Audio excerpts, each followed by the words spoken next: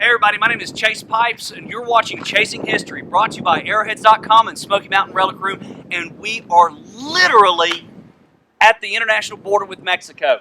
You can't get any close to the fence, more close to the fence than where we are right now. But we're here looking for a different kind of history, not necessarily international history, but Old West history. We're here to check out the General George Crook Railroad Tunnel, but more importantly, to explore the history behind the railroad workers that came and built the infrastructure of America's railroad during the late 19th century. So we're here with our good buddy Eddie Roderick down here. Eddie, take us to the site, man. Let's go. All right. We're headed out. So here's the thing about this history is that, being this close to the border with Mexico, the fence didn't used to be like this at one time. And rail transportation in the early 19th century was very important. And what they were transporting is that they were transporting copper to mines and stuff like that. So there's a Mexican border patrol on the Mexican side. That's kind of cool. But it was to transport copper out of the copper mines. We're real close to Bisbee, Arizona, and the thing about Bisbee is that it's a God! Eddie! Eddie! God! Jeez! Nick! Oh God! You crazy! Yes! Holy Chris! Stop! What is wrong with you? Man, I thought you fell down for sure. I'm slowing down. That was Don't do that again! God! Okay. Whew. All right, so we're gonna head to the railroad tunnel now. So we'll catch you guys up back in a minute. All right, so right now we're driving down the railroad bed. This is a branch line of the Southern Pacific Railroad. This line was built in 1902, and just like in the late 1800s, into the early 1900s, they used Chinese labor to build these railroads. One of the most difficulties that they came across was places that they just didn't have enough time to remove the rubble, and they needed to bore a tunnel, and that's the tunnel that we're coming up on now. It takes a long time to build, a tunnel. It just doesn't come overnight. It takes several months. And so what they would do is, as they would build, the Chinese would have a camp. It was kind of like the whole Hell on Wheels, kind of thing, where, they would have a camp, and then they would have people around them that would supply the miners with, food, recreation, whiskey, opium, what have you. So going into places like this is fairly dangerous, and you just got to make sure that you're careful. Don't get bushwhacked when you go into places like this. So, yeah, but it's fun. So this is the tunnel that we've got here, and what's cool, if you look up, you can see the soot from the trains, from the smokestacks. Trains at that time were still coal driven, wood driven. So you got the soot from the train up top. One of the things that we wanted to do is we wanted to show you guys the other entrance. Now, like we were saying, this line was late in 1902 and was used until 2006. That's kind of cool that a 100-something-year-old tunnel was used up until, turn of the new millennium. But one thing about this is that as we go into the tunnel, you'll notice that the rock was solid enough when it was initially built that the half of the tunnel is solid rock. But in 1906, there was a landslide that killed several dozen people while a train was actually going through. And so what they did was they reinforced the second half of the track, the second half of the tunnel, with concrete in order to keep it from further collapsing in. Now, why they didn't reinforce the whole tunnel, who knows? But there's a neat story about a man that got killed, and they say this tunnel is haunted. In the 19-teens or 20s, a man was coming back from Bisbee, taking this train line, and he was let out at the tunnel. Word has it that he had been drinking all night. Now, who knows? Maybe he laid down in the tracks, but he wasn't reported at home the next day, and his body was found mangled and mutilated, where a train had actually hit him right here, right where we're at. Now, what caused that, who knows? But they say that, this tunnel at night is haunted from the restless spirit of a man that didn't make it home alive. So, and now it's haunted with the restless spirit of our guide, Adventurer Eddie Roderick. Eddie, say what's up to everybody. Howdy, how are you? Don't forget to look where you're going. We don't want to be a permanent feature here. But all this tunnel was hand dug. No machines, no nothing. It was just all a hand dug railroad tunnel. So now we're going to head up to the top. We're going to check out the Chinese railroad camp. The camp of the people that actually built this tunnel. But there again, you got to be careful on old lines like this because, there's still modern day rock slides, and you don't know when this rock's going to go. This is a conglomerate rock. Got to watch out for bushes and trees, crazy stuff. But the biggest danger out here is the border crossers, because like we showed earlier, we're literally less than half a mile from the border with Mexico. And so border crossers, drug runners, and to them, they can just, instead of having you report them, they can just end you and go on. So this is kind of a dangerous area to be in, but still, chase this kind of history to tell this story, it's worth the risk, man. Definitely worth the risk. One of the cool things about being out where we're at is the opportunity to find and to discover, artifacts literally on the surface. That's what's neat about out west is Bienvenido. ¿Es Estados Unidos? ¿Dónde está el border patrol? No. That way. No. Allá. Phoenix. Quiero que va para Phoenix. Hey, that area back there is flat, and it's in the lower area between the hills. The Chinese camp's up on top of the hill. At least that's what's been reported and I've explored. But if you're going to camp, and you've done this for many years, are you going to be on top of a hill? Not in direct sunlight. No. Yeah, direct sunlight, wind, and also in the desert, the lower areas, most places are a lot cooler. In the winter it's cooler, in the summer it's cooler. It's also out of the wind. So in the future, that's an area, that's our next year exploration project. Yeah, because see, that makes a whole lot of sense, because you wouldn't want to be up on a hill, where you're going to get battered by wind and direct sunlight and stuff like that. Evening temperatures are still 90 degrees here in Arizona, 80 degrees, 90 degrees, and down below it'll be a lot less cooler. And you're less than 300 yards from where you're working, so no, that actually makes a lot of sense. Exactly. Yeah, that makes a lot of sense. So, come on through. But anyway, what's neat about out west is you've got stuff literally on the surface, and you've got the opportunity to, tell that story. And it's like, we saw this little spot with glinted glass, and, that's how we were able to identify that there's something here, was because of broken glass. We came out here and we looked, and look what we found. This is really cool. So here's Edison. So it's out of porcelain, late 18th, early 19th century. But what is it? So next to it, we found this. This is a bottle that's for battery oil, so you knew that it took a battery, it wasn't electrically wired. And then next to it, we've got this piece of glass. Now this glass isn't naturally purple. It turned purple due to the lead content in the glass, so that dates this glass to the turn of the century, if not earlier. So we've got all these little clues, and see how it's domed right here? Here's the glass, here's a little light. You've got the electrical box behind it. This is where, this was like a switchboard or a warning light saying the train is coming or the train's not coming. So little clues like this you can find that can help complete and tell the story of where we're at, and that's friggin' awesome. So we're not gonna take them, we're gonna leave them here, so that way future archaeologists, storytellers, whatever. Explorers come and see the same thing we did. That's right, and understand this site and this story a whole lot better. So, that's cool. All right, let's go check some more stuff out. Let's go. Oh, God, just America. I think it's just separate from everybody else. So here's what we got, guys, is we finally made it onto the site. So the site stretches the whole top of the hill. We're almost directly over the tunnel. So Eddie, tell us about what we're going to be looking for when we're out here walking around, because I mean, I can already see artifacts and cans and stuff. Yeah, but there's not much left. It's been here, for a good over 100 years or so, and what we're going to find are purple glass. We're going to find a lot of tin.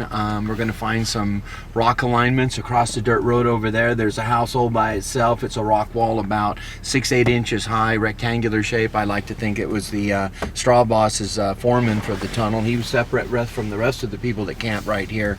So there's not much to look at, but there's a few indications here that there were campsites and they camped on top of the tunnel. And there's a gentleman I met who who came into this area about 50 years ago, and he actually did find Chinese coins, fragments of Chinese pipes and such. So that indicated to me and him also that this was a Chinese camp. So we're going to see what's left, and then we're going to make a presentation of some Chinese artifacts that I've collected and bought at antique stores over the years that are 100 years old. For those of you that are new to Chasing History and don't remember Eddie from our previous episodes, this is Eddie Roderick, and Eddie is our guide in the Southwest. Hey. And he is the man. I've been with a lot of adventurers and explorers my whole life, but other than my dad, this guy's it. So and I've contracted for FaceTime, and this is my FaceTime on Chasing History. All right, man. So let's hop out of the van, or the van. Let's hop out of the truck. I drive a This ain't a van. This is a truck. I drive a van. So let's hop out and check it out. All right, let's go. See, here's the thing about sites like this is there's still artifacts littered on the ground from that period of history. Here's an old lead lined tin can. This is really cool. Check this out. There's a bullet casing. And what's neat about this is it's a rim-fired Indian Wars period bullet casing. Still in situ, still on the ground, and it's crushed. There's a neat thing back in the 1876 it was. There was an order called General Orders Number 13 where the United States Army, every time they fired a casing, they had to crush the casings to prevent the Indians from picking them back up and reusing them. So, and there's more stuff. Hey Chase, come take a look over here. What you got? This is anthropology in the making. Some people may not think so, but wow, yeah. Mixed with the artifacts from the Chinese camp, we find the backpacks and the trash that the border crossers have left. And this stuff's just sitting here mingling with. Look, here's another backpack here. Another backpack, and it sits next to the artifacts that were used to build the railroad tracks, and cans and tin can screw tops that they had their preserves in. And it's all mixed together. Now this to us is nothing, but you figure 50 years from now somebody's going to come through this area, and this is just a part of history. The people that crossed through it this time, the people that built the railroad tracks and tunnels through here 100 years ago, it all meshes together. That's pretty cool when you think about it, because I mean the border's just right there. The border's less than a quarter of a mile right over there. I don't know if you can see the fence or not. But no, you're right, man. It does. It's part of the whole story. That's the thing about history, and that's the thing about where you're at, where you're standing, where you're sitting right now. Look out your living room window right now. Something happened there. People have been living on in the continental United States for over 13,000 years. No matter where you are, something happened. Here we are at a turn of the century Chinese railroad site, and right next to it we've got artifacts from the late 20th, early 21st century, and there's stories there, there's dynamics, people coming across the border, trying to find better jobs, better securities. And here we're on a Chinese railroad campsite, and they're here trying to find a better way of life, a better job. It's the American dream, and the story is right here. That's pretty cool. Let's check out the rest of the campsite. Why is it that everything in the desert wants to stab you, poke you, bite you, or kill you? Keeps the tourists away.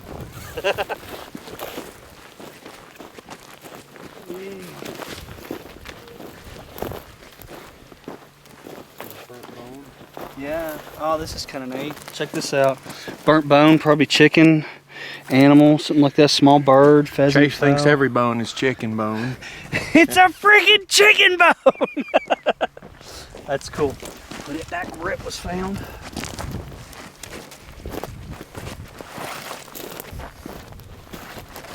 It's like the maze through hell.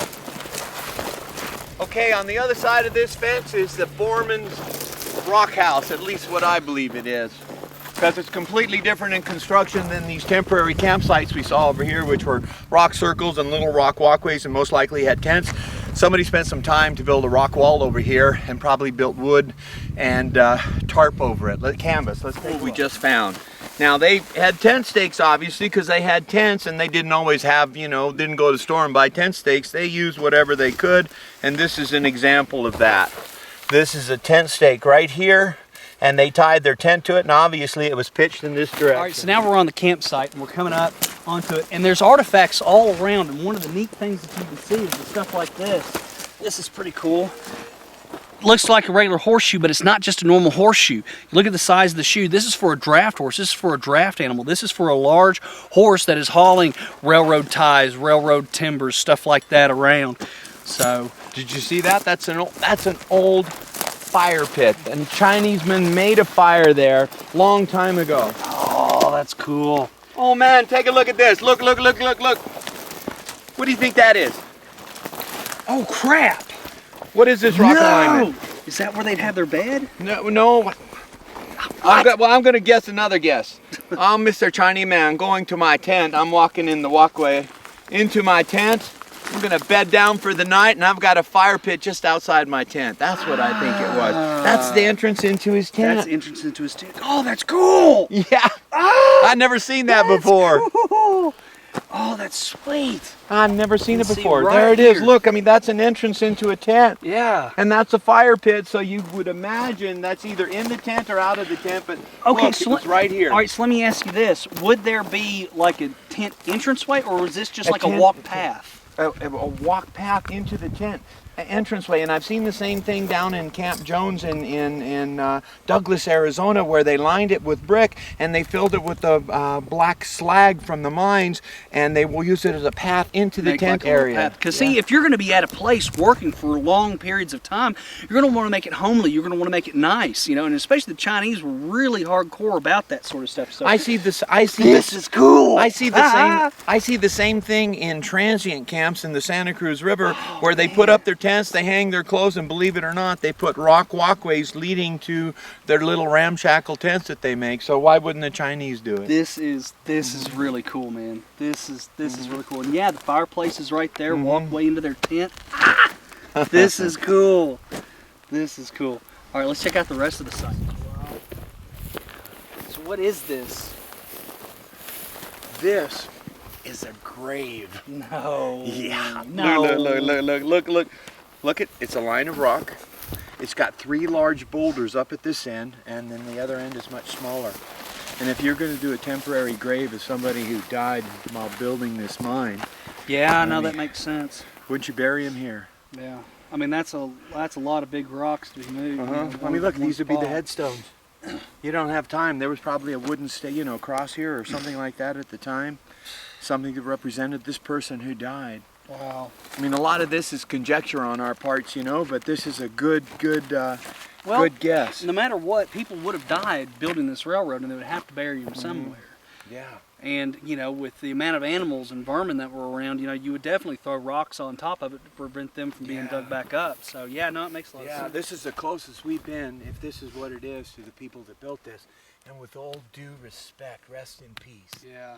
That's cool. That's awesome. That's awesome. So the house has got to be around here somewhere. Hey, is this it? Let me see, is it rectangular? Yeah. Hey! All right. You found it? Oh, sweet! Ah, cool! Look at this. Come check this out. Yeah. Friggin' harmonica reed. Ah, this is a harmonica reed. That's cool. Oh, Now show them where the cool. rock is. All right, see, we've got the alignment here. We've got a rock going here. We've got rock coming down back through here. Okay, right along through here, just a real small little spot. The only thing that the foreman really is just a big enough space right here for his desk so that he could take the notes, do the paperwork, the whole 9 yards, and another spot for his bed, maybe a stove to keep him warm. That's it. You know, you're And he about played a temporary- harmonica too. Temporary place, and yeah, he played a harmonica. Because see, it would have been rock lined, but wouldn't you think it'd have been built up off the ground? A little bit, yeah. I'm not sure how they would have done it. The military used to put gravel underneath to keep the moisture away from them. Right. And then the other thing, aside from the rock that indicates obviously that there was somebody here, camped here, are the artifacts around here. There's the porcelain and there's the purple glass. And this purple comes from sitting in the desert for 100 years. I mean, that's just a rich, deep purple color that comes from laying down on the ground. And what causes that purple content is the lead that's inside the glass. Back then, they used to include a lot of lead in glass making, and when it's exposed to the sun and to the light for long periods of time, it'll actually turn purple, which is kind of neat. And that's another way that you can indicate and age artifacts. So we know this is at least 100 years old, if not older. So it puts it right in the 1902 time period that we're talking about here. And I don't care who you are, that harmonica reed's freaking awesome. That's cool, man. And the fact that the grave It's just right there. over there. Yeah. Chinaman or foreman? Who knew? Who knew? You know, that'd be something worth researching. Yeah. So here's what we want to do, guys. Now that we've kind of shown you the layout of this camp, what we'd like to do is we'd like to sit down with Eddie and discuss this period of time in the West, discuss about, you know, the Chinese in the West with some of the artifacts. So we're going to go get some of the artifacts and, yeah, sit down and do a little bit of learning. Woohoo! So here's one of the things that we thought would be really cool to do is we're sitting around the same campfire, you know, that was built here back in 1902 or 1900, 1903 when they were building this railroad tunnel. You know, we're here on the Chinese campsite. And so Eddie's got some really cool artifacts from that period of Western history that he wants to share with us. Eddie, what do you got, man? Well, I've got a few things, and Chase hasn't seen any of them, so this is going to be just as fun for me and just to show him what they are. And I found these in antique stores, and some of them actually come from Hawaii. They were preserved over there after World War II.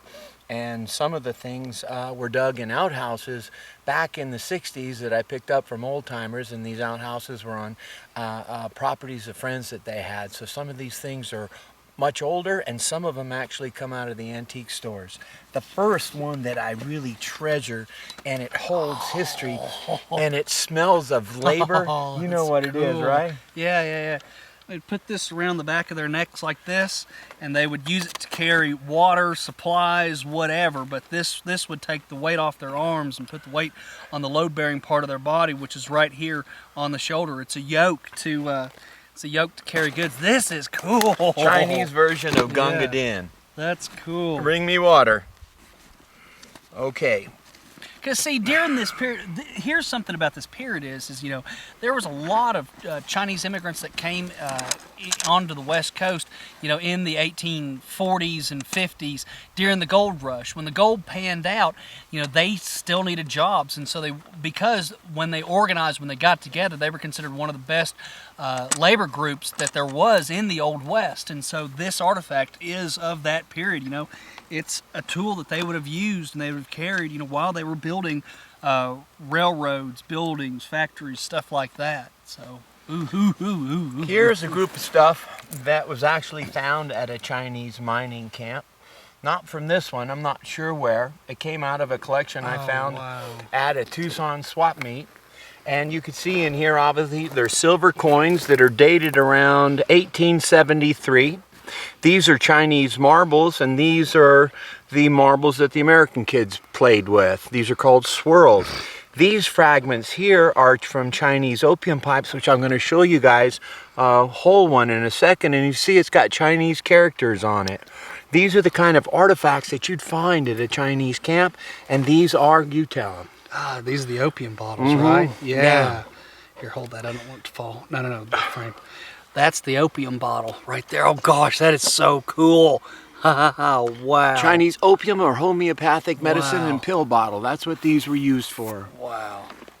And see, you know, that's another thing that the Chinese would set up is you know, they would set up what's known as opium dens, you know, where the cowboys, ranchers, whatever, you know, would come and would, you know, go there to relax, to smoke opium. You know, it's an illegal drug now, but back then, you know, this is the period of time when it was very first coming out, you know, was you know, the late 19th centuries when you start seeing opium heavily used by cowboys, and then by the early 20th century it was deemed illegal. So, and there's another little opium book. Oh, this is so cool. That is neat.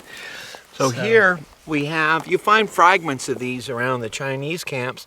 This was actually dug out of a dump, and not necessarily a Chinese dump. You would find this with the white man trash from the dumps from the 1880s to the 1920s, and this is a Chinese ginger crock. Oh, that's cool. Neat. That's what they brought their ginger over in. Here's the thing that you got to keep in mind about the Old West is that, you know, it wasn't all just, you know, there were so many goods imported into the West, you know, like Tombstone. You know, Tombstone didn't have a rail line. You know, its only lifeline was a stagecoach route, and they had a raw oyster bar. You know, they were able to bring raw oysters from the East coast into Tombstone, Arizona.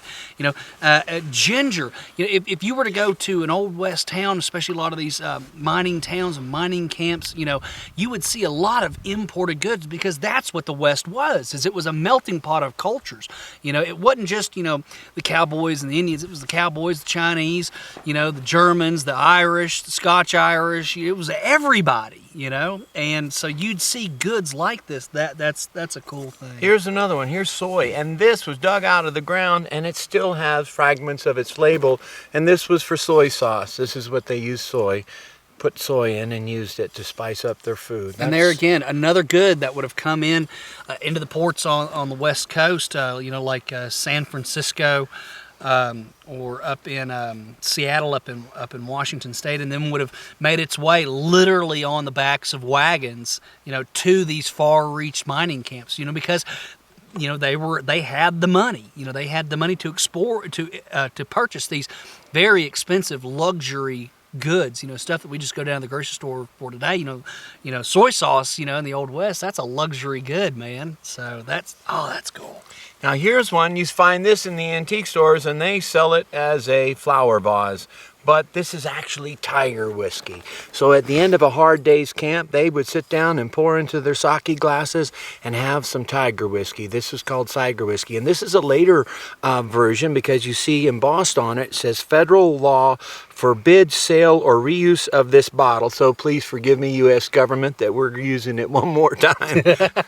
But anyway, you can see the label on it. This is tiger whiskey. Now, what kind of whiskey was tiger whiskey? It's kind of like sake. I've never really asked, you know? That's kind of neat. Chinese version of sake. That's cool. Oh, that's neat. So after they got thoroughly drunk on the tiger whiskey, and you've seen the fragments that we have here, here's an actual Chinese opium pipe, and this one is from Tombstone, Arizona. Oh. Careful, it falls out, yeah.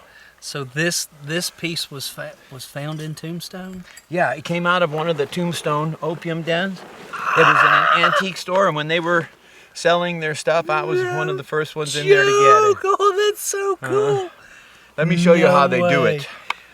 Oh, man. Oh, gosh. Curly Bill Brocious could have used it, you know? Right before he shot up the town. This is friggin' awesome.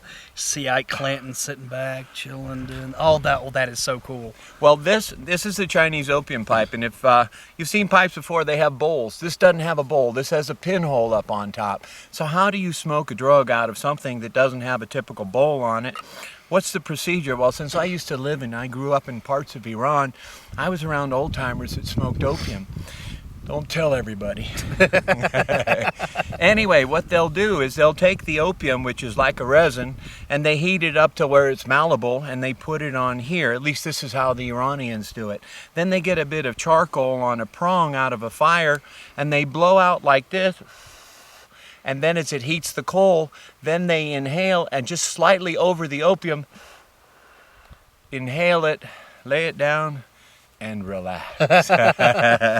That's wild. And what's wild is the history behind this piece. You know, this came from the most iconic town literally in the Old West, out of Tombstone, Arizona. And, you know, it was another town where, there again, it's a melting pot of cultures. And to see it and touch an artifact that was literally there when Wyatt Earp and Doc Holliday and the cowboy gang was doing their thing. If I had, like, no joke, if I had, like, one superpower, it'd be able to touch an artifact and hear its entire story. You know, probably if I touched this, it'd be a lot of, the stories would be a lot of, oh man, I feel great. That kind of thing, you know. But still, this is just, oh man. God, thank you for sharing this with us, man. Sure. This is just, that's a cool artifact. Here's that, we were talking about the debate between, did opium come in these homeopathic medicine vials, which I'll show you some more of, or did they come in these actual opium tins? This is an actual opium tin with the label on it, and opium was sent over from China in these tins and was sold. This is one that you'll very rare to find. You'll find the tins, but you won't find them with the original label still on them. Now, why did they hash all the... I'm not sure, you know. See right here, here's a good question. Maybe in our comment section on our YouTube channel, maybe somebody can enlighten us. See how there's hash marks all over the label there? And there, be curious to know what that was all about. But, you know, you go back to the debate whether opium was a liquid or not. You know, in a lot of medicines in the turn of the century, you know, a lot of the snake oil, you know, Dr. You know, Indian Joe's snake oil cure-all, you know, things, you know, they had opium in was, it was put into like a cough syrup. Yeah, absolutely. But from my experience in the Middle East, it's a hard resin that came in tins like that. Well, I'm not sure it came in tins in Iran, but it was a hard resin, so it makes sense to me that this would be an opium can. And more than likely in the West, you know, because that has to be a process to liquefy opium. So more than likely, you know, it would have come into the hard resin form. You know, and that's the kind of things that would have happened and would have gone on here at this camp. You know, you would have had that kind of thing. You know, you worked hard on the railroad all day and you want to relax. It was legal back then, and so you'd have that type of relaxation. Exactly, you know, especially if you have a hard day. Your whole body's aching, and obviously opium would take that pain away quickly. And here's the thing too is, you know, we're sitting around a campfire next to a Chinese worker's tent. You know, this is probably the first time, you know, in 100 years that an opium pipe has been brought back around this fireplace. For sure. And that's just, you know, bringing that history together. That's just too cool, man. That's so good. It gives me the chills. That's just awesome. You know, all these artifacts, you know. Well, here's something really cool to look at. These are some of the things came out of Hawaii and Tombstone as well. This is what those artifacts look like. Now, here are some that were dug a long time ago, and these actually came out of an antique mall. You can see what they look like after they were buried and dug. Here's another example of that. You see the rust stains all over it. But here are these pieces intact. This came out of the same museum that the opium pipe did from Tombstone, Arizona. What does that say right there? It said Wig tie sap. Chili. What is it? Chili or what? Chinese. Yat. Chiat. We're not sure what it is, but we're not going to try it and find out. And then, so here, this one has a liquid resin in it. Who knows what it says? You'd have to interpret that writing. And then also here's another one that has homeopathic little red pills in it. Wow. Oh, that's cool, man. One other thing that's really cool, and this is exceptionally rare, and this is one of my prized pieces. Take a look at that. Whoa. 1880. Oh, wow. Yeah. So this is, you know, your the clothing. The shirt. Absolutely. This is what you'd see in like an old Western movie of a Chinaman wearing, again, this hat that I had on when we first started here. Now, this hat's not necessarily that old, but this kind of gives you an idea of the look. And not necessarily where the miners used to dress, but people in the towns did. But this is period. This is not. This is just for effect.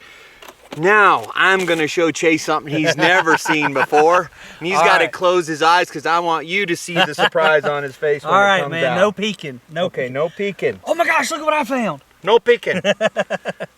No looking. No peeking. I'm going to put it on the rock. And you guys are gonna look. All right. Ready? Okay. Now. No! Oh, whoa!